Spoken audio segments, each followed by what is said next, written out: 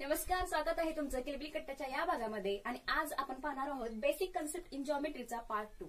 Part 1 मध्ये आपण काय पाहिलं होतं आठवा जरा, पॉइंट, लाईन, लाईन सेगमेंट आणि रे. तर आज आपण पाहूया एका पॉइंट मधून जास्तीत जास्त किती लाईन जाऊ शकतात. चला बघा, हा आहे पॉइंट P. आता ह्यातून मी घालवते लाईन. तर अशा मी किती लाईन घालू शकते? अनंत घालू शकते, म्हणजे मोजता येत नाहीत एवढ्या. तुम्ही पण एक पॉइंट काढा आणि त्यातून मला अशा रेषा काढून दाखवा. बघा किती जातात. सगळ्यात जास्त कोणा जातात ते पण मला सांगा, खाली कमेंट बॉक्स मध्ये कमेंट करा. तर हा पॉइंट P आहे. या पॉइंट P मधून मी किती लाईन्स घालू शकते? इन्फिनिट. बघा इथं मी पॉइंट दिलाय, इथं पॉइंट दिला. इन्फिनिट म्हणजे काय? अनंत. आणि अनंत म्हणजेच काय? तर ज्या मोजता येत नाहीत इतक्या. एका पॉइंट मधून मी किती लाईन्स घालवू शकते? अनंत, इन्फिनिट लाईन्स. तर आता ह्या सर्व लाईन्स फक्त एका पॉइंट मध्ये एकत्र आलेल्या आहेत. आणि तो कुठला आहे? Point P. तर या पॉइंट P ला काय म्हणतात? Point of concurrence. Point of concurrence. आता पॉइंट ऑफ कॉन्करन्स म्हणजे काय? की असा बिंदू, असा पॉइंट की ज्याच्यामध्ये सगळ्या लाईन्स एकत्र येऊन मिळालेल्या आहेत. पॉइंट P ला म्हणतात पॉइंट ऑफ कॉन्करन्स. कॉन्करन्स म्हणजे काय? असा बिंदू ज्याच्यामध्ये सर्व लाईन्स एकत्र येऊन छेदतात. आता या लाईन्स आपण मागच्या पाठात बघितलं होतं, अशा दाखवतात. आणि हा झाला पॉइंट ऑफ कॉन्करन्स. आणि या लाईन्सना काय म्हणतात? Concurrent line. काय म्हणतात? Concurrent line. आता हा झाला वन पॉइंट. म्हणजे वन पॉइंट मधून किती जाऊ शकतात? इन्फिनिट नंबर ऑफ लाईन्स जाऊ शकतात. तर 2 पॉइंट्स मधून किती जातील ते पण पाहूया.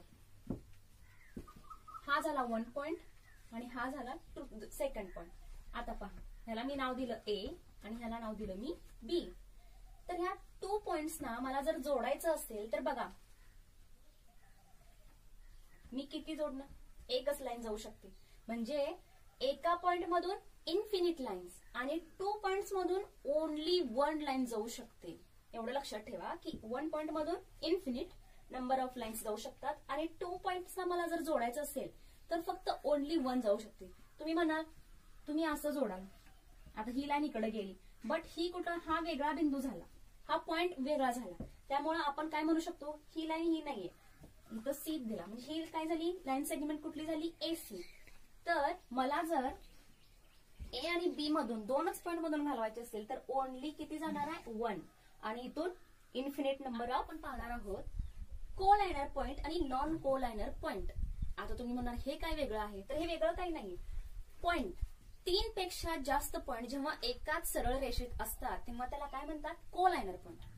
किती पाहिजे? 3 पेक्षा जास्त. आता फॉर एक्झाम्पल तुम्ही तारा बघितल्या असतील इलेक्ट्रिसिटीच्या, तर त्याच्यावर हे पक्षी बसल्यात. हा 1 2 3 4 5. अजून त्या तारा अशा 2 3 एकत्र असतात. तर समजा इथं पण 3 पक्षी आहेत. तर एका तारेवर बसलेले हे पक्षी एका सरळ रेषेत असतात. तुम्ही जेव्हा प्रार्थनेला उभे राहता तेव्हा तुमची 5वीची किंवा 6वीची किंवा 7वीची अशी स्ट्रेट लाईन समोर जाते. तर त्याच्यामध्ये तुम्ही जेव्हा असतात स्ट्रेट लाईन मध्ये, तर तुम्ही कोण असतात? कोलायनर पॉइंट. म्हणजे एका रेषेमध्ये असलेले पॉइंट त्याला काय म्हणतात? कोलायनर पॉइंट. आता for example A B C D, ABCD हे पॉइंट एका सरळ रेषेत आहे, म्हणून यांना काय म्हणतात? कोलायनर पॉइंट. 3 पेक्षा जास्त पॉइंट जेव्हा एका सरळ रेषेत असतील तेव्हा ते असतात कोलायनर पॉइंट. आता नॉन कोलायनर म्हणजे काय? एका सरळ रेषेत नसणारे. म्हणजे समजा तुम्ही तुमची शाळेची बिल्डिंग पाहिली असेल, तर हा आहे 5वीचा, हा आहे 6वीचा, हा आहे 7वीचा वर्ग, हा आहे 8वीचा वर्ग. आणि तुमची ऑफिसची बिल्डिंग या साईडला आहे. ओके, म्हणजे 5वी 6वी 7वी 8वी हे झाले कोलायनर. आणि हा ऑफिस वेगळ्या साईडला आहे, म्हणजे तो सरळ रेषेत आहे का? नाही. म्हणजे तो काय झाला? Non कोलायनर point. सिंपल आहे, कळालं?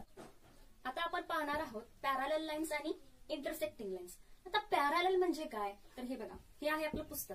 पुस्तकाच्या समोरासमोरच्या बाजू, समोरासमोरच्या म्हणजे या समोरची बाजू ही आणि याच्या समोरची बाजू ही, या बाजूंनी जर अशाच पुढे वाढवत नेले तर ती कधी छेदणार आहेत का एकमेकांना? नाही. तर ही बाजू आणि ही बाजू, किंवा तुम्ही तुमची वहीचं पण उदाहरण घेऊ शकता. म्हणजे अशा बाजू किंवा अशा रेषा ज्या कधीही एकमेकांना छेदणार नाहीत, म्हणजे ज्यांचं अंतर, मी ही लाईन अशीच जर वाढवली, लाईन एम आणि लाईन एन, ही लाईन जर मी अशीच पुढे वाढवली आणि मी अशीच पुढे वाढवली तर या कधी सुद्धा एकमेकींना छेदणार नाहीत, म्हणून याला म्हणतात पॅरलल, म्हणजेच समांतर रेषा. पॅरलल लाईन्स म्हणजे कळालं. आता इंटरसेक्टिंग म्हणजे काय, बरोबर याच्या विरुद्ध. सपोज मी ही काढल्या एम आणि अशी काढली एन. आता बघा अजून या छेदलेल्या आहेत का, नाही. पण सपोज मी ही लाईन अशी समोर समोर वाढवत नेली, ही लाईन मी अशीच समोर वाढवत नेली. आता लाईनचा अर्थच असा आहे की ती अमर्यादित पुढे वाढू शकते. तर या पॉइंटला एकत्र येतात, म्हणजे जाऊन पुढे इंटरसेक्ट होतो, म्हणजे एकमेकांना छेदतात. म्हणजेच काय, या लाईन्सना काय म्हणतात, इंटरसेक्टिंग.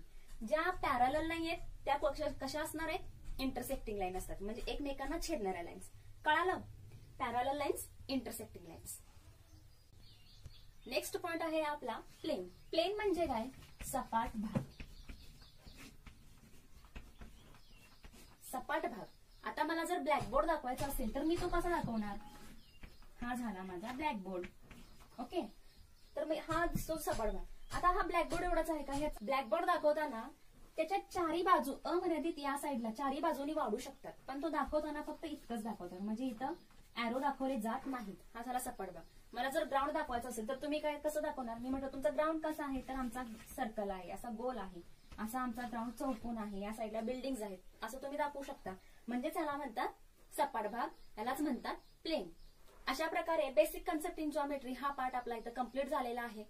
अजून तुम्हाला नवनवीन व्हिडिओ हवे असतील तर तुम्ही मला नक्की कळवा. जर तुम्हाला काही प्रॉब्लेम असेल तर तुम्ही खाली कमेंट बॉक्समध्ये कमेंट करून सांगा. लाईक, शेअर आणि सबस्क्राईब करण्यास विसरू नका आणि पाहत रहा नवनवीन व्हिडिओ.